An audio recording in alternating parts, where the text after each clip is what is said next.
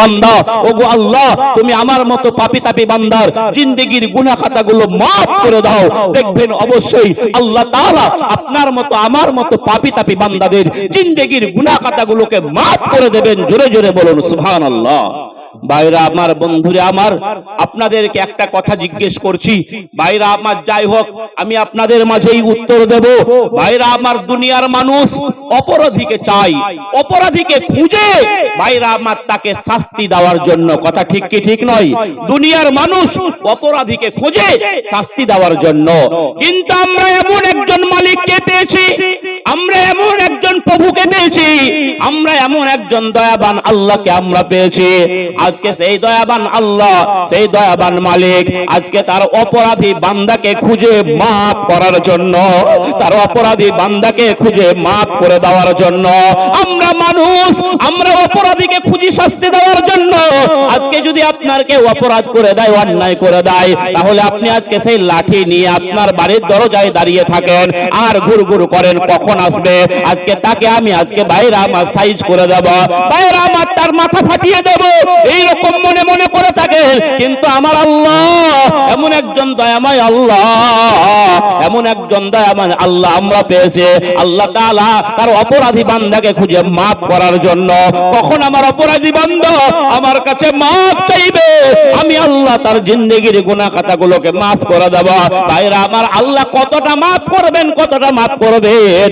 যেমন ভাবে শয়তান আজকে ভাইরা আমার সহ্যে যখন পথভ্রষ্ট হয়ে গেল, আল্লাহর কাছে বলেছিল, গো আল্লাহ আমি তোমার বান্দাদেরকে আমি পথভ্রষ্ট করেই যাব, করেই যাব, করেই যাব, আমি তোমার বান্দাদেরকে আমি পথ হারা করে দেব, পথভ্রষ্ট করে দেব, আমি ইহদিনাস সিরাতাল মুস্তাকিমের রাস্তাতে আমি বসে থাকবো, আজকে সিরাতে মুস্তাকিমের রাস্তায় আমি তাদেরকে চলতে দেব না। ভাইরা আমার, আল্লাহ তাআলা যেন শয়তানকে বলছেন, শয়তান তোর কথা কি শেষ? শয়তান যেন বলে, হ্যাঁ আমার কথা শেষ। আল্লাহ বলছেন, তুই যতবার আমার বান্দাদেরকে গোমরাহ করতেই থাকবি, করতেই থাকবি, আমি আল্লাহ ততবার আমার বান্দাদেরকে maaf করতেই থাকবো, করতেই থাকবো, করতেই থাকবো। একবার জোরে জোরে বলুন সুবহানাল্লাহ। তাই তো আল্লাহর নবী বলেছেন, আত-তাইবু মিনাল জামবি কামাল্লা জামবা লাহু, গুনাহ থেকে তওবাকারী ব্যক্তি এমন, গুনাহ থেকে তওবাকারী ব্যক্তি এমন যেন সে জীবনে কোনোদিন গুনাহই করেনি। গুনাহ থেকে তওবাকারী ব্যক্তি এমন যেন সে জীবনে কোনোদিন গুনাহই করেনি। ভাইরা আমার, বন্ধুরা আমার, এর মানেটা কি আপনারা সকলেই জানেন। আল্লাহ তাআলা যেই সমস্ত বান্দাদের অর্থ দিয়েছেন, সম্পদ দিয়েছেন, এই সম্পদ পাওয়ার পরে তারা যদি বাইতুল্লাহ শরীফে হজ করতে যায়, কাবা শরীফে যদি হজ করতে যায়, সেই হজটা যদি আল্লাহর দরবারে কবুল হয়ে যায়, ভাইরা আমার, হালাল পয়সা দিয়ে যদি হজ করে, এখানে গোলমাল করিয়েন না, এখানে গোলমাল করিয়েন না, এখানে গোলমাল করিয়েন না, কথা বলতে দেন। এখানে কিসের গোলমাল? বাইরের মাইকের আওয়াজ হচ্ছে না, আপনারা বলেন সেটা কথা ঠিক আছে, কিন্তু এখানে গোলমাল করিয়েন না।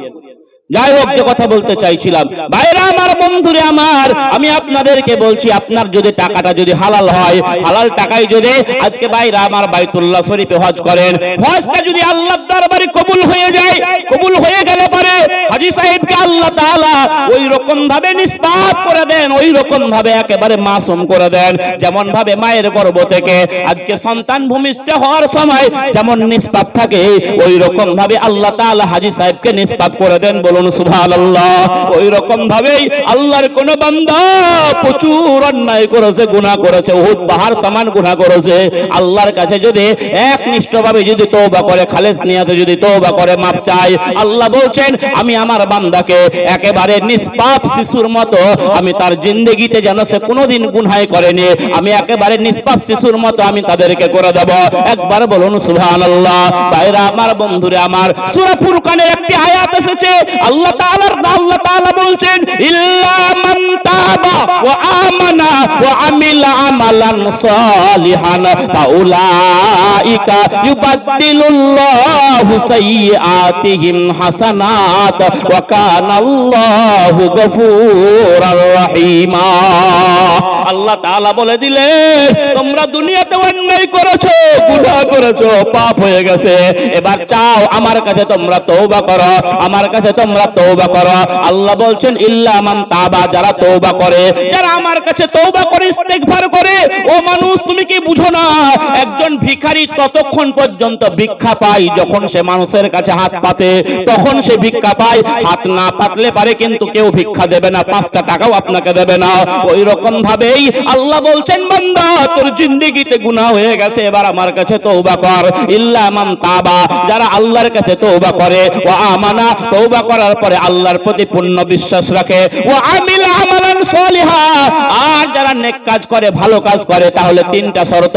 1 নম্বরে হলো তওবা করা, 2 নম্বরে হলো আল্লাহর প্রতি বিশ্বাস রাখা, পূর্ণ বিশ্বাস রাখা, আর 3 নম্বরে হলো নেক কাজ করা, ভালো কাজ করা। এই 3টা গুণ যদি আপনার আমার ভিতরে থাকে, আল্লাহ বলে দিলেন ফাউলাইকা ইউবাদদিলুল্লাহু সাইয়্যাতিহিম হাসানাত, আমি আল্লাহ তোমাদের বিগত জিন্দেগির গুনাহ খাতাগুলোকে আমি আল্লাহ শুধু মাফ করে দিব তা নয়, তুমি দুনিয়াতে যত অন্যায় করেছো, যত গুনাহ করেছো, যত পাপ করেছো, আমি আল্লাহ তোমার পাপ রাশিগুলোকে আমি আল্লাহ নেকির দ্বারাতে পরিবর্তন করে দেব। একবার জোরে জোরে বলুন সুবহানাল্লাহ। আল্লাহ বলছেন, বান্দা তোরা যদি আমার কাছে তওবা করিস, আমার কাছে ইস্তিগফার করিস, আমার কাছে তোরা যদি ক্ষমা চাস, আর আমার প্রতি পূর্ণ বিশ্বাস রাখিস, তারপরে নেক কাজ করিস, ভালো কাজ করিস, আমি আল্লাহ কি করব জানিস? আমি আল্লাহ তোদের বিগত জিন্দেগির গুনাহ খাতাগুলো আমি শুধু মাফ করে দেব তা নয়, আমি আল্লাহ তোদের বিগত জিন্দেগির গুনাহ খাতাগুলোকে আমি আল্লাহ নেকির দ্বারাতে পরিবর্তন করে দেব। চলুন, আমি খুব তাড়াহুড়ো করছি, যাই হোক আরেকটা জিনিসকে পাওয়ার জন্য তার পিছনে আমাদেরকে দৌড়াতে বলা হলো। সেই জিনিসটা কি? আল্লাহ তাআলা বলছেন, ওয়া জান্নাতিন আরজুহাস সামাওয়াতি ওয়াল আরদ, এমন জান্নাতের দিকে তোমরা দৌড়াও, এমন জান্নাতকে পাওয়ার জন্য তার পিছনে তোমরা ছোট, এমন জান্নাতকে পাওয়ার জন্য তার পিছনে তোমরা প্রতিযোগিতা করো, এমন জান্নাতকে পাওয়ার জন্য তার পিছনে তোমরা দৌড় দাও। ভাইরা আমার, যেই জান্নাতের পরিধি হবে সপ্তখণ্ড আসমান আর সপ্তখণ্ড জমিনকে এক জায়গায় করলে পারে যত প্রশস্তময় হয়, ভাইরা আমার এই রকম প্রশস্তময় জান্নাতকে পাওয়ার জন্য তার পিছনে তোমরা প্রতিযোগিতা করো, জান্নাতকে পাওয়ার জন্য তোমরা তার পিছনে দৌড়াও, জান্নাতকে পাওয়ার জন্য তার পিছনে তোমরা ছোট। ভাইরা আমার, জান্নাত কোন জায়গাটার নাম এটা আপনাকে জানতে হবে। আপনার 60 বছর, 70 বছর, 80 বছরের জিন্দেগি, এই জিন্দেগিটা যখন আপনার শেষ